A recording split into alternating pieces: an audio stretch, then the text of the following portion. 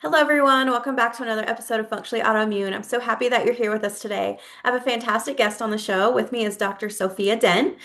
She is board certified family physician and an expert on so many things, beauty, women, and a lot of different topics that we might touch on today. Thank you so much, Sophia, for being with us today.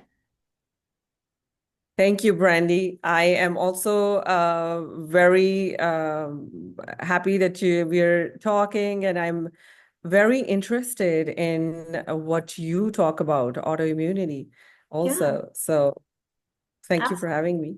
absolutely. Yes. Can you tell us a little bit more about yourself and kind of what led you down the path that you're on? What led you down beauty and helping women and looking at menopause and all those things? What took you down that path? So I guess the question that I most people ask me is like, how did you become a beautician? What is like, I am a very expensive beautician. That's what I sometimes feel like. And after being board certified in family medicine, but before I became board certified in family medicine, I already did medicine in my country of birth, which is Pakistan. And over there, I studied like my initials, which is like basically all a British system of study. So that's like a British training because we were a colony by the British Empire. So we study British system of healthcare.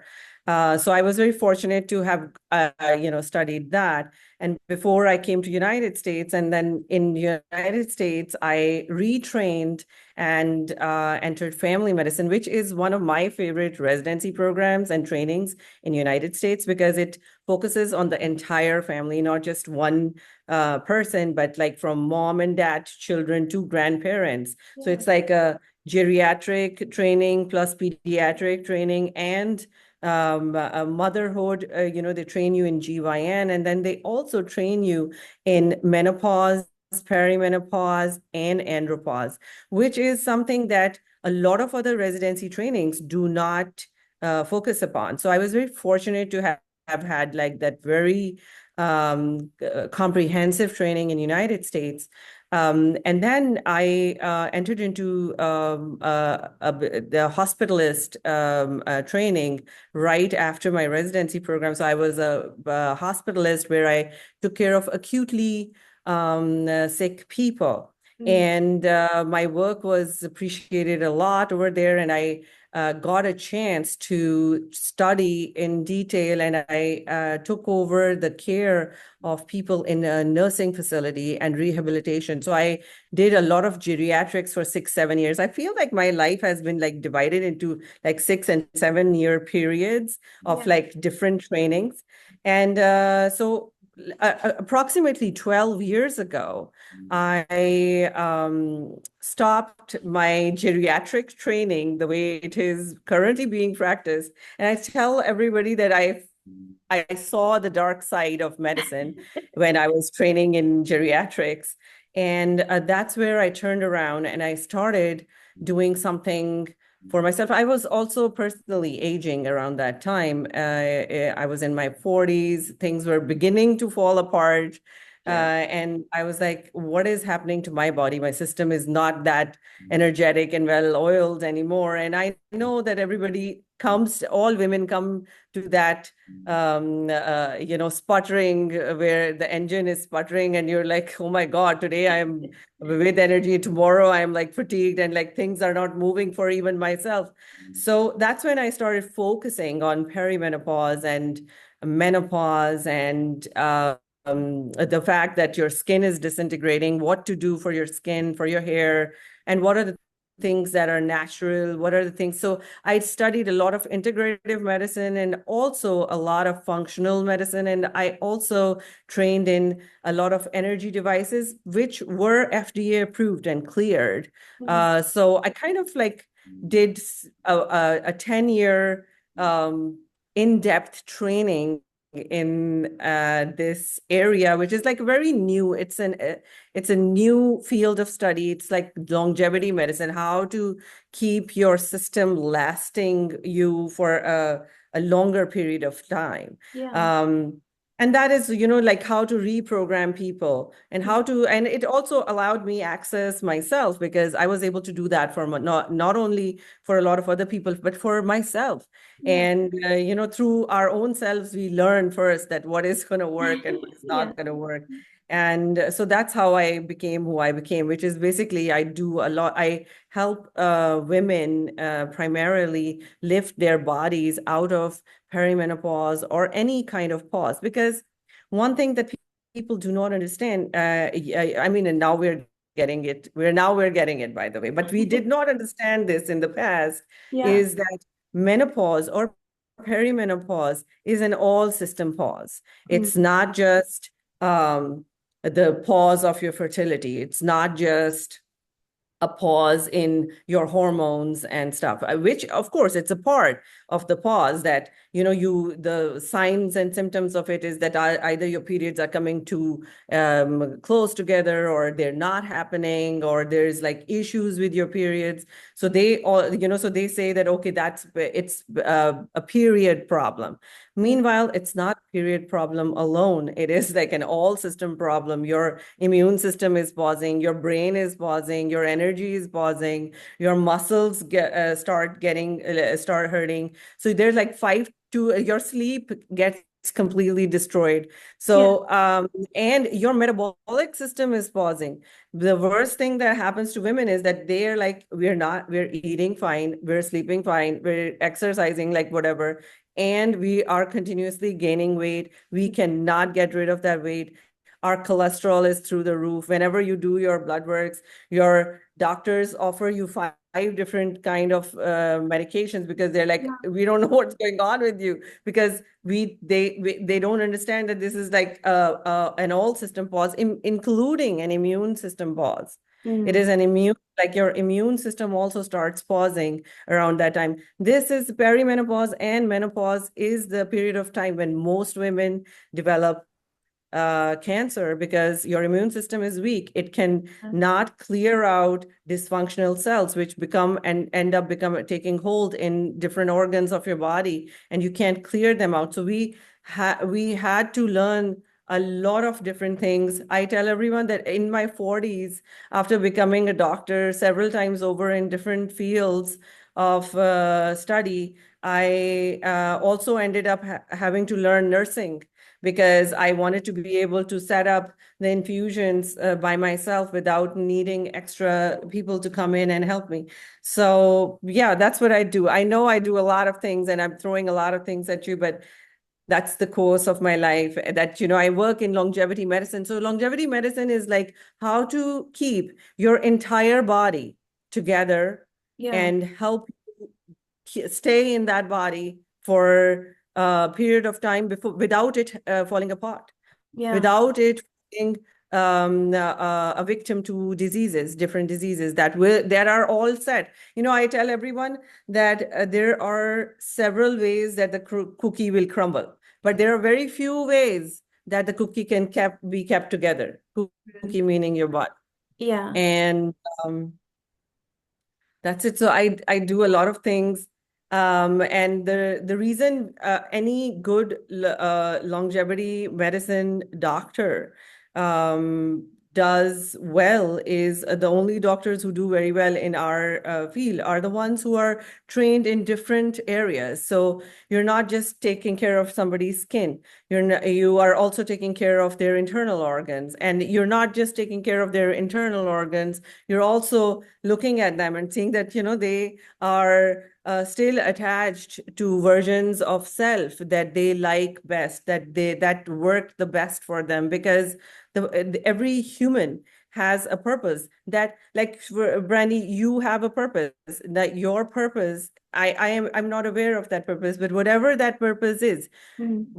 by the time you get to that purpose, you need to have like a body that's functioning, a brain that is functioning to Yeah. act it out, to manifest it, and to bring it to a reality.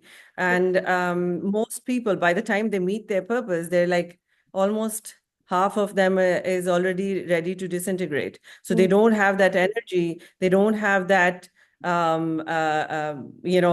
that strength to carry on that purpose. So my purpose is to help people carry on whatever they're supposed to be doing, and just help guide them that what are the things that will help them. Yeah, I Okay, that love was that. a long answer, I know. No, I love that. I think it's great. And I completely agree with you. I think that so many people, women especially, perimenopause is a very new term. I think a lot of people are just learning what that is. They've maybe never heard it before. They maybe knew what menopause was because maybe their grandmother or their mother or someone mentioned it, so they have an idea of what that is. But perimenopause seems like it's something that's very new that people are just kind of learning about. So how do we meet that head on? How do we know, we know that thing is coming. So how do we take that on? How do we prepare for that? So yeah, no, that's a very good question, and thank you for asking me, because this is something that I would love for every woman to know. And one of the things that we are now realizing is that menopause is not, it doesn't just happen out of the blue. Mm, Your body, as it prepares for that final pause, it goes through several years of a series of pauses, through mm, which sometimes by doing different things, you might lift yourself out of it. okay. Sometimes, so it's basically a brief pause Mm, in your functioning, which can happen, which can last for a month or a couple of months, and then you're out of it. And then you start going, experiencing your life the way you used to be experiencing it. However, those during the perimenopausal slumps in your activity and in your energy and everything else, those slumps are, when you go to a doctor and you do your blood work, it doesn't really show much.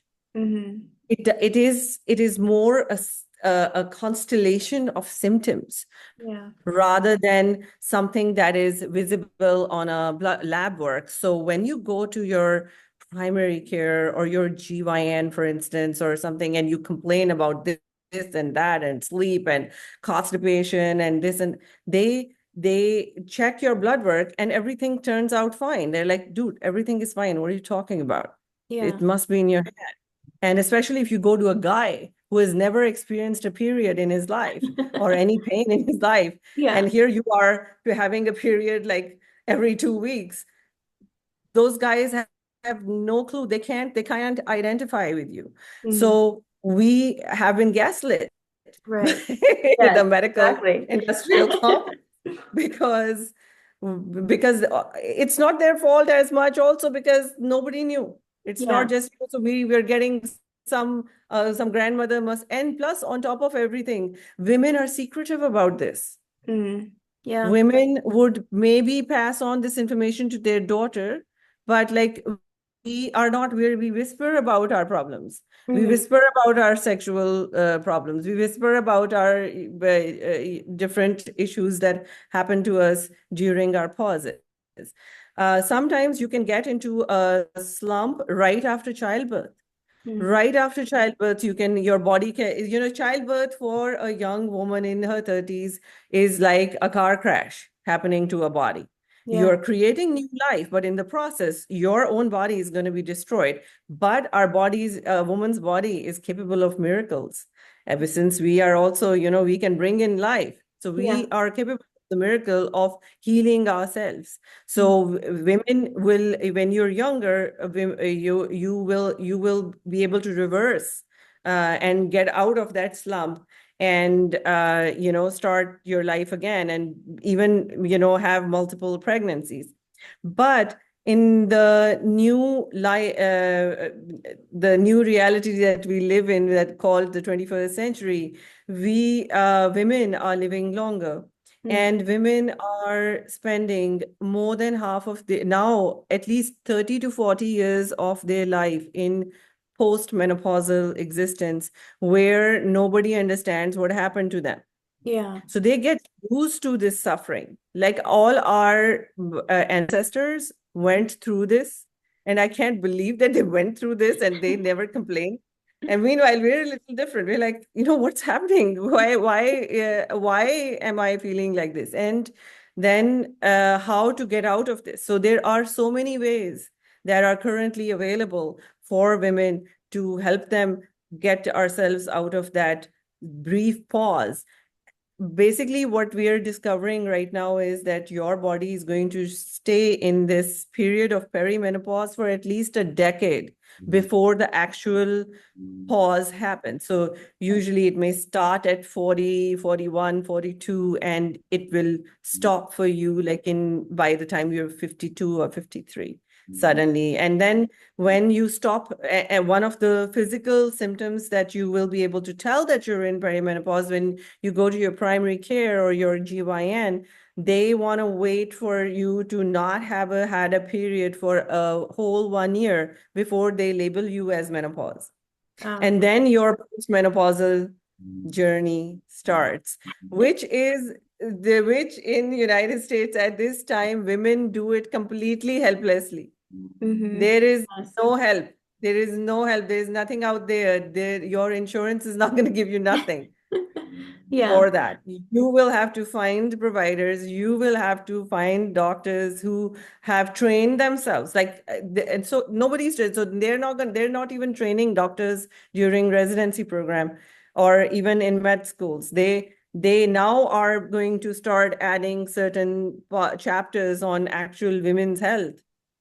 Yeah. And the only reason I am such a big proponent of it is because I always was interested in women's health. Mm-hmm. I initially, when I started med school, I was like, I'm going to be an OBGYN. And I would have become an OBGYN if I was in my country of birth. But then I came to United States and family medicine had a very good OBGYN section. And there was so much emphasis on women's health. So I felt at home in Yeah. this, training. But doing geriatrics and watching women get old without any help, and I tell everyone that whoever says that let yourself age naturally and just don't do anything about it, they should go and visit a nursing facility, nursing home, and they should go there for a week and at least spend 2 hours there with the residents before they make up their mind that should they let themselves go like that. Yeah. And it's just not fun. It's very painful. The suffering is real. We give them medications and we're basically treating their problems after they've occurred. Yeah. These problems of aging are best treated proactively as you are happening. So I'd say I tell people that don't let go. Yeah. Don't let go of versions of self that you like best, where you were the best, where you felt the best, where you were energetic, where you felt healthy, where you felt that you could do things. Mm. Yeah, for sure.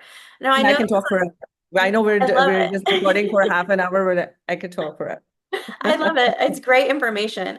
I think too, there's such a push. I think it's backed off a bit now these days, but there was such a push not even that long ago, let's say maybe 10 years ago, that women, as they started entering what I assume would be perimenopause, would go to their provider, and a lot of them ended up with hysterectomies because they didn't know what to do, all these things. So, almost every woman in my family has a hysterectomy, and usually most of them happened in their 30s, which would have been around that perimenopausal age. So for the women who maybe went through that, who might be now, in their 60s or 70s or whatever, but they had that happen to them during their perimenopause phase. Is there any changes or different ways of doing things for them, as opposed to women who are naturally going into menopause? So, that's a very interesting question that, should we do hysterectomies on women when they're not no longer using the uterus? Hmm. It's just sitting there. So what ends up happening with menopause is that remember when a few minutes ago, I was also mentioning that menopause is an immune system pause. Yeah. So when the immune system is pausing, it cannot remove some of the dysfunctioning cells because the cells begin to dysfunction, and there are certain parts of the equipment, the birthing equipment that we have, which is your uterus, which are also there, they're right next to the uterus. There are little tiny tubes called the fallopian tubes, and they're attached to the ovaries. You have two ovaries. So imagine that, first, it's very important to understand that equipment that we all carry. So Yeah. that equipment, imagine this, I tell women that you have a kitchen inside you. This kitchen can cook up a new human. And so it has two chefs, the two ovaries.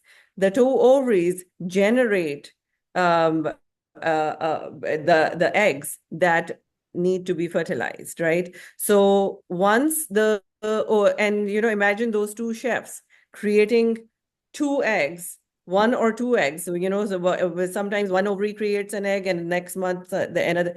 Your ovaries every month create there are at least 10,000 eggs Wow. that go into the race of, this is evolution. So Yeah. you start preparing with 10,000 eggs.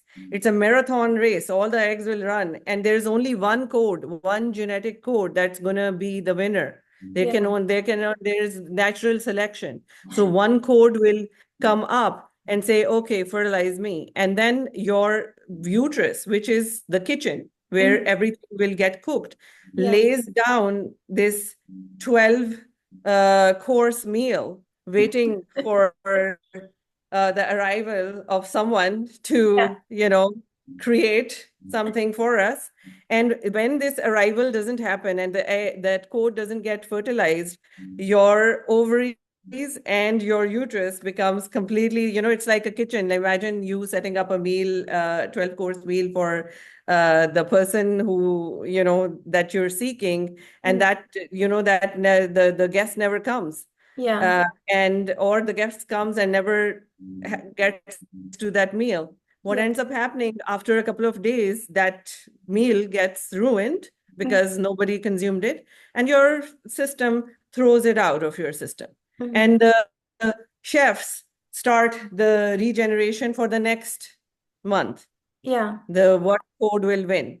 So that's the natural system that is happening until we are done, until we are hitting perimenopause and then menopause, where the kitchen is out. No more Yeah. preparation. They just retire. They're like both the chefs retire. They're like, we're done. We're Kitchen's done with closed. this person. This person is a lost cause. Nothing's gonna happen over here. So at that point, there are certain unused parts of your system that can become prone to cancer because the hormones are no longer being prepared. Your immune system is weak. Your kitchen is like just start sometimes, lays down a thing without food, and then, is create sometimes creates different structural abnormalities also, like fibroids and stuff, which make you bleed more Mm. sometimes. So your body is in constant tizzy after menopause. So if you start taking exogenous hormones to give a little chemical balance to your system, that also is not gonna sometimes work as well, because it can just backfire onto other systems, because anything exogenous, currently most hormones, when you take them orally, they act like steroids. Mm. So a lot of women that I meet, when they take hormones exogenously, yes, they find some relief, because remember, humans are nothing but a chemical reaction that is occurring under our skin. So yes, some of the problems may get solved, but other problems may just arise with those things. So one of the questions that women ask ourselves is that, is it worth keeping that equipment Mm. when it's no longer birthing? Mhm. So yes, the ovaries maybe, but and again, this equipment hides cancer cells very, very well. Yeah. So ovarian cancer, by the time people discover, it has already spread Yeah. to lymph nodes and whatever. So And there's no routine screening that Mm. we do for people to see like, hey, do you have this? And even when you go to your primary care, we don't do like tests that are, going to figure it out. And sometimes even when we do the tests, they're not like 100% accurate Yeah. because everything has like a margin of error. Mm. So scientifically, yes, we are slowly getting to that realization that during perimenopause to start some supplementing certain hormonal things so that you never really reach that pause that quickly, but then you're also you have to be aware of all the things that you could do. And can we do it in integratively and naturally and functionally? Yes, I believe so, that there are things that we can do to keep our tissue from dying, from withering away, Yeah. and what are the things that we can do naturally that are, as close to the elements that our body is already made up of. And yes, there are things that we're doing. And I tell women that, you'll have to find a provider near you who's capable of doing Yeah. this for you and is capable of figuring out where you are in that pause, in Yeah. your pause life, where you are. Are you very early? Are you post? And the treatment protocols are different. Mm. So I know we talked about the fact that women went through hysterectomy. The thing is that if you're getting anemic because of severe bleeding, Hmm. anemia is no good for you. Yeah. It's going to keep you tired. It's going to make you, even your immune system will even weaken even more. So, you gotta weigh the benefits and other things Yeah. it's kind of, that's why I call it a concierge thing where, Yeah. every human is different because your life is different, what you've been through is different, the code that you're carrying represents ancestors that are completely different than others. So Yeah. every human that I've met is so unique that we just cannot do cookie cutter medicine anymore. Yeah. It's like currently um, uh, the insurance industry in United States is such where it acts more like an auto insurance, Mm. where they treat your body as if you were a car. Yeah. It only gets activated when you have a certain number of diseases, or you have like some problem. So it's Yeah. more like a sickness and disease management system. Mhm. However, what a human body requires is a system of health Yeah. where we should prevent the system from disintegrating for as long as possible, because we've successfully increased people's lifespan. And so we're living like twice as long as our ancestors, which Mm. is great. I mean, just like 100 years ago, our ancestors were living much less than what a normal human lives in United States. Yeah. But we have not been able to extend the health and wellness of the lifespan, because now the next target is that how to increase the health and wellness of your system for the entirety of your lifespan, not just for the few years that you're going to be naturally young and healthy, Yeah. and then just wait like sitting ducks until some disease has befallen upon you, and then just throw a medication, which may act like a band-aid for you, but it's not going to relieve you from your symptoms. Yeah, yeah, absolutely. I think that's a great reminder too, is that, we are control to an extent, we're in control of our bodies and our health. And so we do have choices that we can make and things that we can do. We're not just, we don't have to just sit around and wait for it to happen to us. Yeah, 100%. Exactly my point.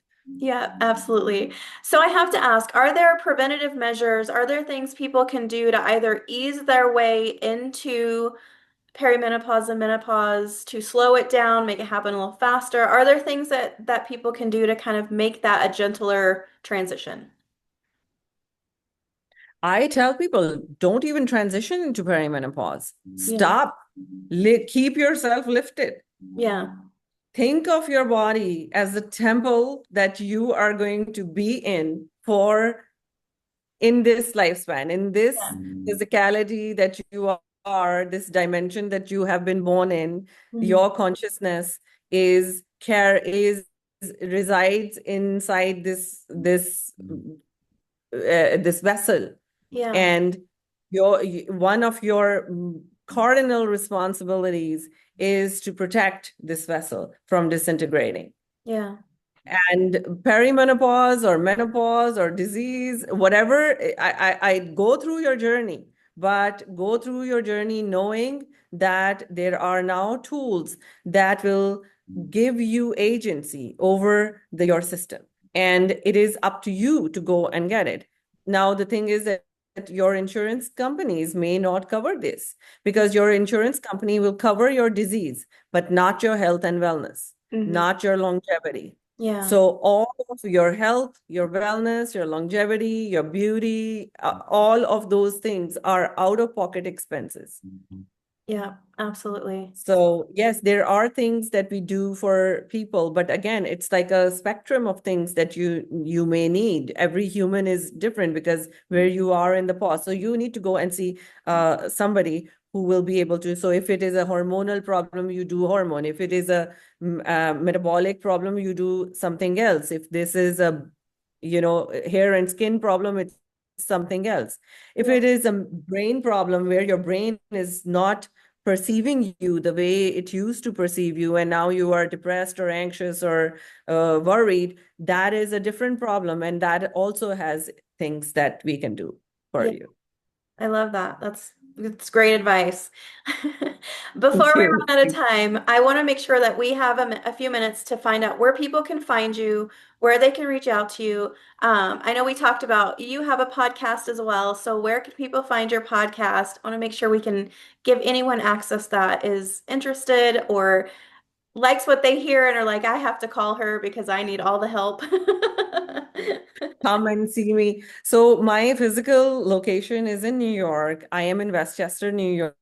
I'm maybe 20 to 25 minutes outside south of the New York City. And you can find my podcast, however. I'm sure that I will not be able to meet all the people that I need to meet in my lifetime.